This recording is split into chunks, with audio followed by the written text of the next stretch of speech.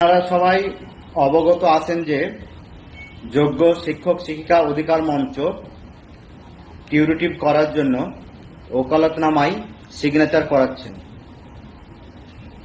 মুর্শিদাবাদে একটু আগেই স্টার্ট হয়েছে, অনেকে অলরেডি ওকালতনামায় সিগনেচার করেছেন, কিন্তু এখনো অনেকে করেননি।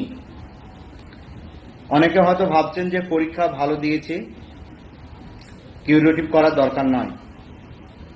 কিন্তু ভেবে দেখুন, যদি কন্টিনিউশন না পাওয়া যায় তাহলে আমাদের কতটা লস বা ক্ষতি হবে। তাছাড়া এই ভার্ডিক্ট যদি আমরা মেনে নিই, ভবিষ্যতে সুপ্রিম কোর্টের এই অন্যায়পূর্ণ ভার্ডিক্ট, এই রায় একটা এক্সাম্পল হয়ে দাঁড়াবে এবং এই রায় দেখিয়ে ভবিষ্যতে যে কোনো প্যানেল বাতিল হতে পারে। তাই আমাদের সবার উচিত কিউরেটিভে অংশগ্রহণ করা। এর আগেও অনেকে রিভিউ করেনি, তাদের হয়তো অন্যরকম কনফিডেন্স ছিল, কিন্তু এখন তারা কিউরেটিভ করার জন্য অনেকে মেসেজ করছেন বা ফোন করছেন। তার মানে কি, ওনারা কোথাও একটা ইনসিকিউর ফিল করছেন, ওনারা বুঝতে পারছেন যে কিউরেটিভ করার দরকার আছে।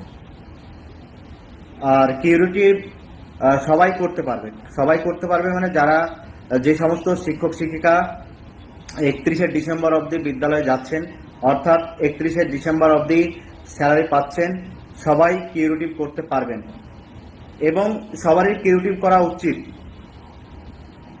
অনেক সময় কি হয়, কিউরেটিভের ভার্ডিক্ট, কিউরেটিভের রায় পিটিশনার ওয়াইজ হয়, সুতরাং পরে আর সুযোগ থাকবে না।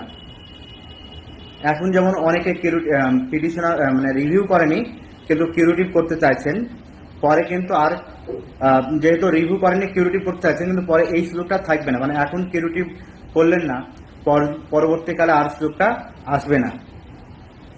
সুতরাং এখনই আপনারা কিউরেটিভে অংশগ্রহণ করুন।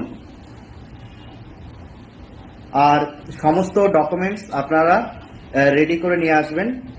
মুর্শিদাবাদের লাস্ট ডেট হচ্ছে 8 তারিখ, অক্টোবরের 8 তারিখ হচ্ছে মুর্শিদাবাদের লাস্ট ডেট। এরপরে মুর্শিদাবাদে আর হবে না, তবে অন্য জায়গায় আপনারা করতে পারেন। মানে বলতে চাইছি, অনেক পিটিশনার হয়তো এখন মুর্শিদাবাদে নেই, হয়তো অন্য জেলায় যেখানে বাড়ি সেখানে আছেন, ওখানেও আপনি কিউরেটিভে অংশ নিতে পারবেন। অর্থাৎ মুর্শিদাবাদের রিভিউ পিটিশনার ছিলেন মানে মুর্শিদাবাদই করতে হবে এরকম মানে নয়, অন্য জায়গায় যেখানে আপনার কাছে মনে হচ্ছে সেখানেও আপনি কিউরেটিভ করতে পারেন। তবে কিউরেটিভে আমার মনে হয় সবারই অংশগ্রহণ করা উচিত, নাহলে আমাদের